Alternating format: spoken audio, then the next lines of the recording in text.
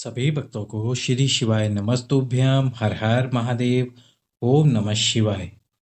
तो आज हम आपको शिव महापुराण श्री समर्पण शिव महापुराण की जो कथा गुरुजी वाच रहे हैं। कल से ही गुरुजी ने कथा वाचना शुरू की है दुर्ग छत्तीसगढ़ में।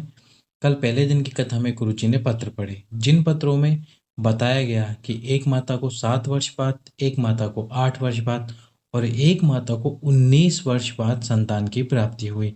उन्होंने कौन से उपाय किए या किस प्रकार महादेव को रिझाया, उसी की जानकारी गुरुजी ने दी थी। और साथ ही साथ में आज की कथा जो भी चल रही है, इसमें गुरुजी ने संतान प्राप्ति और वंश वृद्धि के लिए एक नए उपाय का वर्णन भी कर दिया है।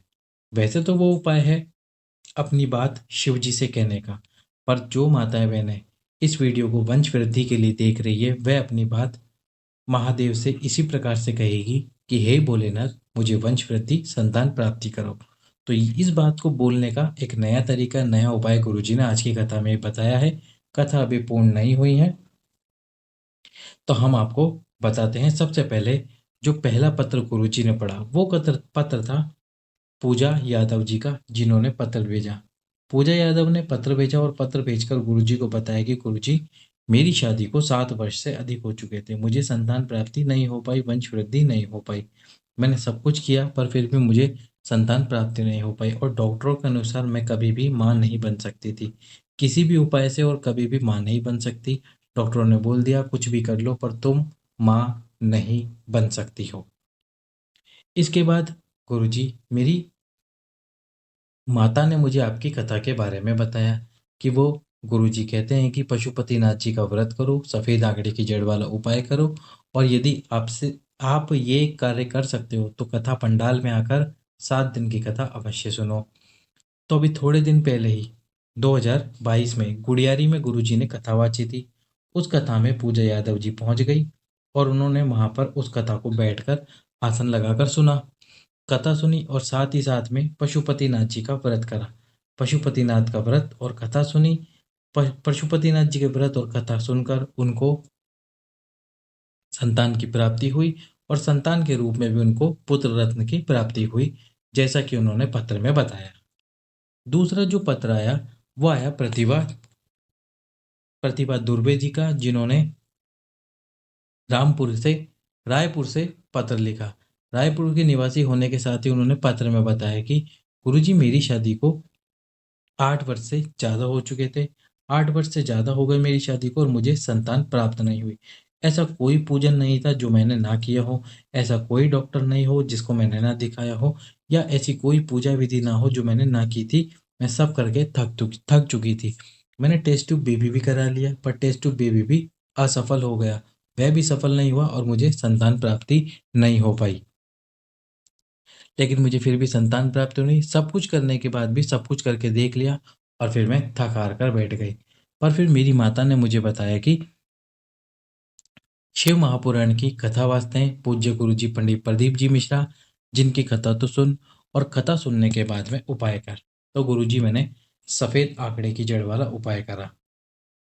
सफेद आंकड़े की जड़ वाला उपाय करने के बाद भी मुझे संतान नहीं हुई। 6 महीने तक मैंने उस जड़ को अपनी कमर में बांध के रखा। गुरु जी, प्रतिदिन जल भी चढ़ा दी और बाबा से प्रार्थना भी कर दी, पर फिर भी मुझे संतान प्राप्ति नहीं हो पाई। 6 महीने जड़ बांध के रखी, फिर उस जड़ को मैंने खोल दिया।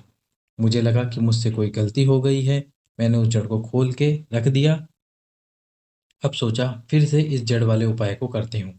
तो फिर से मैंने इस जड़ वाले उपाय को बंद जड़ जड़ वाले उपाय को किया। सफेद आंकड़े की जड़ को भगवान शंकर के शिवलिंग पे से 21 बार घुमाकर, तुमरुकेश्वर महादेव का नाम लेकर, उस जड़ को लाल धागे में, लाल कपड़े में लपेटकर अपनी कमर में बांध लिया, तुमरुकेश्वर महादेव का नाम लेते हुए। पति और पत्नी दोनों जड़ लेकर आए थे। जड़ को लाए। रजस्वला धर्म के 7वें दिन बांधा जाता है वैसे तो इस जड़ को, लेकिन यदि किसी नारी का रजस्वला धर्म बिल्कुल ही बंद है, 2-3 साल हो गए, तो फिर उनको सोमवार या प्रदोष के दिन इस जड़ को अपनी कमर में बांध लेना चाहिए। इस प्रकार से ये उपाय किया जाता है। फिर प्रतिदिन आपको एक पीपल का पत्ता भगवान अवधूतेश्वर महादेव के नाम से समर्पित करना होता है, और उस पीपल के पत्ते को उठाकर लाइए, गाय के दूध में उबालिए थोड़ी देर, पीपल के पत्ते को निकाल कर रख दीजिए किसी भी वृक्ष के नीचे, और दूध को पति और पत्नी दोनों रात्रि को सोते समय पीजिए। तुमरुकेश्वर महादेव का नाम लेते हुए। इस प्रकार से ये उपाय किया जाता है। फिर मैंने दोबारा से जड़ बांधी, बाबा पे विश्वास रखकर, और मुझे संतान की प्राप्ति हुई, वंश की वृद्धि हुई। इसी बीच आज गुरुजी ने द्वितीय दिन की कथा में एक उपाय बताया। यदि मान लो आप अपने दिल की बात महादेव से कहना चाहते हो, शिव जी से कहना चाहते हो, और मुझे तो पता है जो भी ये माता बहन वीडियो देख रही है वो देख रही है अपने घर में वंश की वृद्धि के लिए, संतान की प्राप्ति के लिए। तो यदि आप अपनी बात इस प्रकार से भगवान शंकर को बोलना चाहते हो कि हे भोलेनाथ, मेरी गोदी भर दे, मेरी झोली भर दे, तो जब आप शिव मंदिर में जाओ, जल चढ़ा लो, उसके बाद में आपको एक कार्य करना है। आपका जो हाथ है उस हाथ को आपको एक स्थान पर रखना है, और वो कौन सा स्थान है? वो है ये माता अशोक सुंदरी वाला स्थान। इस स्थान पर आपको हाथ रखना है अपना। अपना हाथ रखकर अपने दिल की बात माता अशोक सुंदरी का नाम लेते हुए बोलनी है, और माता अशोक सुंदरी से तथा बाबा से प्रार्थना करनी है, हे भोलेनाथ, मेरी इस बीमारी को, यदि बीमारी है तो बीमारी के लिए कीजिए, जीवन में कष्ट है तो कष्ट के लिए बोलिए, और यदि आपको संतान प्राप्ति या वंश वृद्धि करनी है तो उसके लिए बोलिए। यदि हम प्रतिदिन इस प्रकार से भगवान शंकर के सम्मुख में बोल के आते हैं, तो ये जो माता अशोक सुंदरी है, ये जो माँ आद्यशक्ति पार्वती है, ये दोनों हमारी बात महादेव तक पहुंचाती है, और महादेव कुछ ही समय में उस बात को, उस कामना को शीघ्र अतिशीघ्र पूर्ण कर देते हैं। तो इस प्रकार से आपको ये उपाय करना है। तीसरा जो पत्र पढ़ा था गुरुजी ने कथा में, सबसे पहले तो उन्होंने ऐसे ही बताया कि एक माता बहन को 5 साल से संतान प्राप्त नहीं हुई। 5 साल शादी को हो गए, संतान प्राप्त नहीं हुई। इसी प्रकार 6 साल, 7 साल, 8 साल, 9 साल, और निकलते निकलते 19 वर्ष निकल गए, पर उनको संतान प्राप्त नहीं हुई। हर जगह पे दिखा के आई, हर जगह पे जा गोदी भरवा के आई, फिर भी उनको संतान प्राप्त नहीं हो पाई। इतने वर्षों तक संतान ना प्राप्त होने पे अच्छे से अच्छा व्यक्ति भी दुखी हो सकता है, अच्छे से अच्छा व्यक्ति भी बीमार पड़ सकता है, और वह डिप्रेशन में जा सकता है। पर उसके बाद भी वो माता बहन ने विश्वास रखा, और उसके साथ ही गुरु जी की कथा सुनी। कथा सुन के गुरु जी ने कई बार कथाओं में बताया है कि यदि आप कथा पंडाल में कथा सुनते हैं तो आपको निश्चित रूप से वो प्राप्त होता है जो कि आप प्राप्त करना चाहते हैं। पिछली कथाओं में गुरुजी ने एक नियम बताया था, यदि आपकी मनवांछित मनोकामना है, संतान प्राप्ति की कामना है, तो आपको 5 कथाओं का नियम लेना होगा, और ये 5 कथाएं आपको पंडाल में बैठकर सुननी होगी। 5 कथाएं यदि आप पंडाल में बैठकर सुन लेते हैं नियम से, और जो पंडाल की रज है, पंडाल में जो रज है, रज यानी कि जो धूल होती है, उसको अपने मस्तक पर लगाते हैं, अपने उदर पर लगाते हैं, प्रार्थना करते हैं बाबा से, तो आपकी गोद अवश्य ही भरती है। ये उपाय और ये नियम गुरुजी ने अपनी पिछली कथाओं में बताया।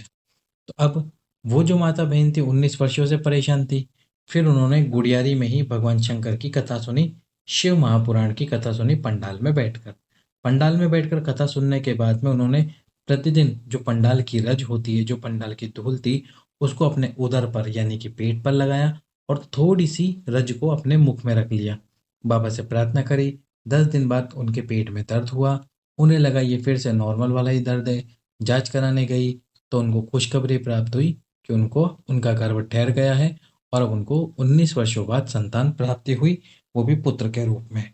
तो ये थे 3 पत्र। कल की कथा में गुरुजी ने एक नया उपाय बताया है आपके जीवन से कष्टों को समाप्त करने के लिए, और साथ ही साथ में जीवन से दुखों को दूर करने के लिए। क्या करना है आपको? यदि आपके पास में गमला है तो गमले में ये उपाय कर सकते हो। यदि घर में वृक्ष लगा हुआ है कोई सा भी, या बेलपत्री का वृक्ष है, उसके नीचे भी आप ये उपाय कर सकते हो। या फिर यदि गमला नहीं है, बेलपत्री का वृक्ष नहीं है, तो फिर आप इस उपाय को अपने घर पर पार्थिव शिवलिंग का निर्माण करके कर सकते हो। कैसे करना है ये उपाय? एक इस प्रकार से, यदि आपके घर में गमला या वृक्ष है तो इस प्रकार से मिट्टी को उठा लीजिए और लिंग की आकृति बना लीजिए। इस प्रकार से मिट्टी उठाकर लिंग की आकृति बना लीजिए। इसके बाद में आपको 5 बेलपत्र भगवान शंकर की 5 बेटियों का नाम लेकर, जया, विशरा, शामली वाली, दोतली और देव, एक बार फिर से सुन लीजिए, जया, विशरा, शामली वाली, दोतली और देव, इनका नाम लेते हुए एक एक बेलपत्र समर्पित कर देना है। समर्पित करने के बाद में अपने हाथ में 2 कलश जल लेने हैं। दोनों हाथों में एक एक कलश जल लेकर इन दोनों कलश से जल समर्पित करना है। और जब आप जल समर्पित करोगे तो दोनों कलश से जल समर्पित होते समय इसकी एक ही धार बननी चाहिए। जब जल समर्पित कर दो, इसके बाद में एक दीप प्रज्वलित कर दो। दीप प्रज्वलित करने के बाद वो पांचों बेलपत्र उठाकर अपने घर के अंदर रख लीजिए, किसी कपड़े में लपेट कर या किसी बढ़िया स्थान पर। आपके जीवन में जितना कष्ट, दुख, तकलीफ चल रही होगी वह पूरी तरह से समाप्त हो जाएगी। वीडियो को लाइक करें, चैनल को सब्सक्राइब करें, वीडियो को अधिक से अधिक लोगों के पास में शेयर करें। सभी भक्तों को श्री शिवाय नमस्तुभ्यम।